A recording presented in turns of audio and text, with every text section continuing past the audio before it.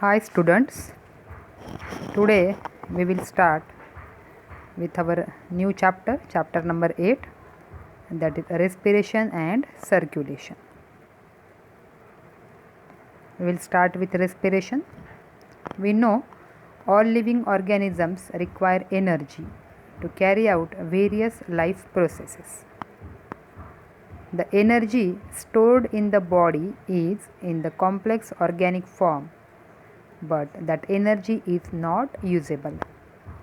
We know that by the process of digestion, the food that we have taken is converted into complex organic form and that is stored in the body, but that organic form or the complex form of food is not directly used. So this energy should be converted into usable form by the process of respiration.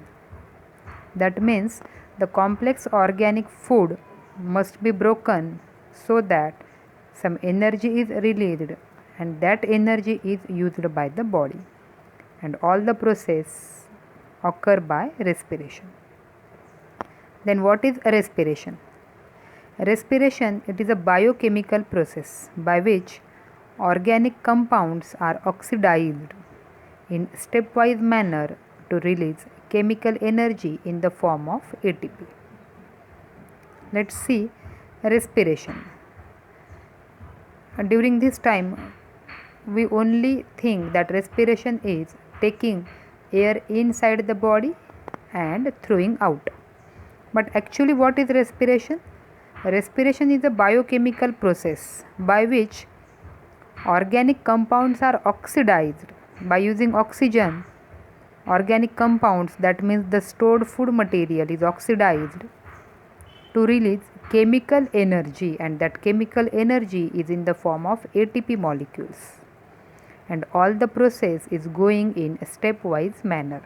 Here process is going in stepwise manner is very important, because if directly or in one step all organic compounds are oxidized and all energy is released, that energy may damage our cells, and to minimize the loss, the process of respiration occurs in stepwise manner. Now, the end products of respiration are ATP molecules, and that ATP molecules, that means it is a chemical energy, and that ATP molecules are used by cells, body cells, to carry out various life processes. Here is the reaction, that is C6H12O6 is the glucose or the stored food, and O2, because the organic compounds are oxidized, that means oxygen is used, and the products are carbon dioxide is released along with water molecules, and important are ATP molecules, and that ATP molecules are 38. That means number of ATP molecules are released in the process of respiration by using a single glucose molecule. If only glucose is present in the body, then cells can't take them as an energy source. They should be converted into chemical form, that is in the ATP form. At that time only cells can use that energy. जरी आपल्या शरीरामध्ये glucose हे available आहे, तरी cells त्याला directly use करू शकत नाही, आणि त्या जेव्हा ATP या फॉर्ममध्ये कन्वर्ट होतील तेव्हाच त्या एनर्जीचा वापर करू शकतात, आणि हा वापर करण्यासाठी जी महत्त्वाची प्रोसेस आहे ती म्हणजे रेस्पिरेशन. आता रेस्पिरेशनमध्ये होतं आहे काय, ऑर्गॅनिक कंपाऊंड म्हणजे ग्लुकोज या स्वरूपामध्ये जे काही फूड आपल्या बॉडीमध्ये स्टोर्ड आहे ते ऑक्सिजनच्या द्वारे ब्रेक केलं जातं आहे, ज्यामुळे ATP मॉलिक्युल्स हे तयार केले जातात. तसं पाहिलं रिॲक्शनमध्ये तर ऑक्सिजन हा घेतला गेला आहे आणि कार्बन डायऑक्साईड हा रिलीज केला गेला आहे, आणि म्हणून रेस्पिरेशन म्हणजे आपल्याला फक्त एवढंच लक्षात येतं आहे की नाकाद्वारे हवा आत घेणे किंवा ऑक्सिजन आत घेणे आणि कार्बन डायऑक्साईड रिलीज करणे. पण ती क्रिया एवढीच मर्यादित नसून ॲक्च्युली ऑक्सिजन घेतला जातो, पण त्या ऑक्सिजनचा वापर ग्लुकोजचं ब्रेकडाऊन करण्यासाठी केला जातो आणि ज्यामुळं कार्बन डायऑक्साईड हा बाय प्रोडक्ट तयार होतो, जो की शरीरासाठी हानिकारक आहे आणि त्यामुळे तो नाकाद्वारे शरीराच्या बाहेर टाकला जातो. For respiration gaseous exchange takes place between organisms and environment. आणि या रेस्पिरेशनसाठी आत्ताच आपण पाहिलं आहे की ऑक्सिजन हा आवश्यक आहे आणि तयार होणारा कार्बन डायऑक्साईड हा रिलीज करणं आवश्यक आहे.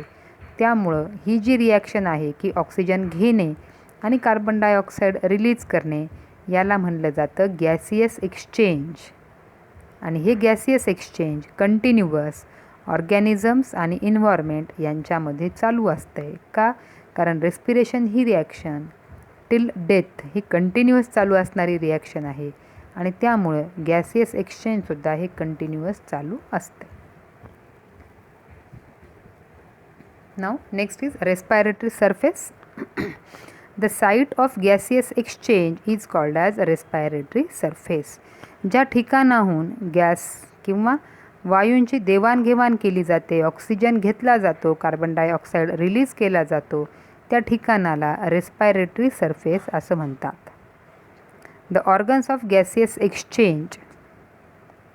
Respiratory exchange it is a simple physical process. Simple reaction आहे, फिजिकल प्रोसेस आहे.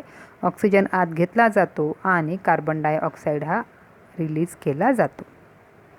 Features of the respiratory surface. मग हे रेस्पायरेटरी सरफेसेस कसे असावेत? Number 1, it should have large surface area. Surface area मोठा असावा. It should be thin, highly vascular and permeable to allow exchange of gases. Thin, पातळ असावेत म्हणजे गॅसियस एक्सचेंज हे इझिली होईल. Highly vascular. हायली व्हॅस्क्युलार का? कारण त्या ठिकाणी व्हेसल्स जर अधिक प्रमाणामध्ये असतील, कॅपिलरीज जर अधिक प्रमाणामध्ये असतील, तर हे गॅसियस एक्सचेंज फास्ट किंवा रॅपिड मेथडद्वारे केलं जातं. And permeable to allow gas exchange of gases म्हणजे त्या सरफेसद्वारे ऑक्सिजन आणि कार्बन डायऑक्साईड यांच्या देवाणघेवाणीमध्ये कुठलाही अडथळा नसावा. It should be moist. Surface हे कसे असावेत? मॉइस्ट असावेत, जेणेकरून इनहेल केली जाणारी एअर ही सुद्धा मॉइस्ट केली जाईल. Now gaseous exchange in plants. तर प्लांट्समध्ये गॅसियस एक्सचेंज हे कसं केलं जाते?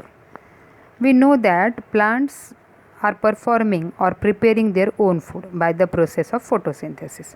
फोटोसिंथेसिसद्वारे प्लांट्स हे आपलं फूड बनवत असतात आणि त्यावेळेसच ऑक्सिजन हा गॅस त्या ठिकाणी बाय प्रोडक्ट म्हणून तयार होत असतो आणि त्यामुळे प्लांटच्या ज्या सेल्स आहेत त्यांना इझिली ऑक्सिजन हा तिथेच अवेलेबल होतो आणि त्यामुळे आपण पाहतो की प्लांट्समध्ये रेस्पिरेशन रेट हा ऑर्गॅनिझम्सपेक्षा तुलनेनं कमी आहे, कारण त्यांची ऑक्सिजनची रिक्वायरमेंट हे त्यांच्या सेल्स तिथेच भरून काढत असतात. पण तरी देखील प्लांट्सलासुद्धा ऑक्सिजन हा त्याचं फूड ब्रेक करण्यासाठी लागत असतो, आवश्यक असतो. Gaseous exchange occurs by diffusion. कोणत्या मेथडद्वारे गॅसियस एक्सचेंज होते? By simple diffusion. आता डिफ्युजन म्हणजे काय? Diffusion it is the movement of ions from high concentration gradient to low concentration gradient.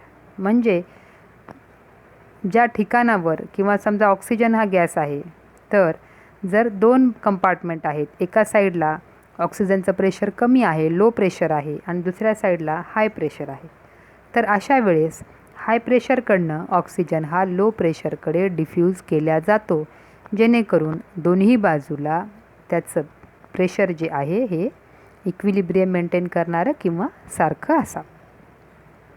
In terrestrial plants they have many air spaces between the cells of stem, leaf and root. Number 1, stomata. Air spaces on leaves and young stem are called as stomata. Mostly stomata हे आपल्याला लीव्सवर, particular त्याच्या लीव्सच्या lower सरफेसवर, dorsal सरफेसवर पाहायला मिळतात. Stomata help in the oxygen diffuses in to the leaves. या स्टोमॅटाद्वारे oxygen हा ॲटमॉस्फिअरमधून आत घेतला जातो and CO2 water vapour diffuses out in the atmosphere. आणि रेस्पिरेशनमध्ये तयार होणारे जे बाय प्रोडक्ट आहेत, कार्बन डायऑक्साईड आहे आणि वॉटर जे की व्हेपर फॉर्ममध्ये असते, हे ॲटमॉस्फिअरमध्ये रिलीज केल्या जातात. Number second are the lenticels. Lenticels are the air spaces on bark. जसं लीव्जवर असणाऱ्या एअर स्पेसेसला आपण स्टोमॅटा म्हणतो, तसं बार्क म्हणजे खोडाचा जो भाग आहे, जे हार्ड स्टेम आहे, त्यावर असणारे जे एअर स्पेसेस आहेत ज्यांच्यामधून गॅसियस एक्सचेंज केल्या जाते, त्या एअर स्पेसेसला लेंटिकल्स असं म्हणतात. म्हणजेच प्लांटमध्ये गॅसियस एक्सचेंजसाठी दोन ऑर्गन्स आहेत. First is the stomata on leaves and second one are the lenticels. Here is the chart showing respiratory organs in animals. There are protists, kingdom Protista, sponges and coelenterate. These are all aquatic in habitat and their respiratory organs are plasma membrane. We know that these are the primitive structures and therefore there is no any development of gills. So their respiration or gaseous exchange occurs with the help of plasma membrane. Then are the flatworms like planaria, annelids, amphibians. They are aquatic or semi-aquatic and their respiratory organs are, if they are aquatic, then the respiratory organs are plasma membrane, and if they are semi-aquatic or living on land, then the body surface or the moist skin is the respiratory organ. Then insect, that is the phylum Arthropoda. All are terrestrial and their respiratory organs are tracheal tubes and spiracles.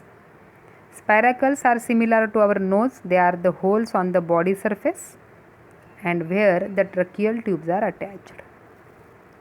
Arachnids like spider and scorpion, these are also terrestrial organisms but their respiratory organs are book lungs. Next is the limulus. It is the arthropoda but it is aquatic and their respiratory organs are book gills. Then amphibian tadpoles of frog. बघा इथे एक exception आहे. वर आपण पाहिलं की amphibians म्हणजे particularly frog म्हणजे ज्याची डेव्हलपमेंट पूर्ण झाली आहे, त्याच्यामध्ये आपल्याला दोन प्रकारे रेस्पिरेटरी सरफेस मिळतात. जर तो पाण्यात आहे तर तो प्लाझ्मा मेम्ब्रेनद्वारे ब्रीथ करेल आणि जर तो लँडवर आहे तर बॉडी स्किनद्वारे तो ब्रीथ करेल.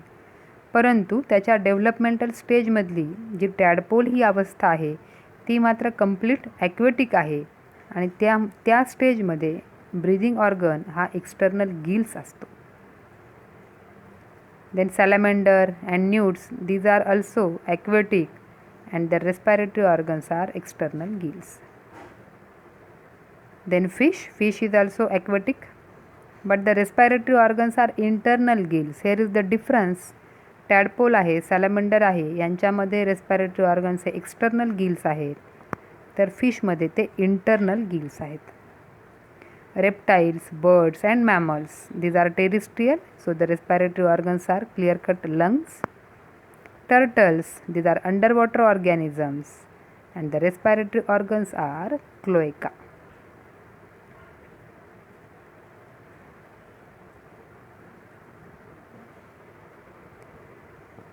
तर ह्या चॅप्टरच्या नोट्स तुम्ही लिहून घ्यायच्यात, समजून घ्यायच्यात. काही डाऊट असतील तर आपल्या ग्रुपच्या व्हॉट्सअप नंबरवर किंवा आपल्या ग्रुपवर विचारायचेत. हे क्वेश्चन सॉल्व करायचेत आणि ह्यांचे आन्सर्स सगळ्यांनी ग्रुपवर टाकायचेत. ओके,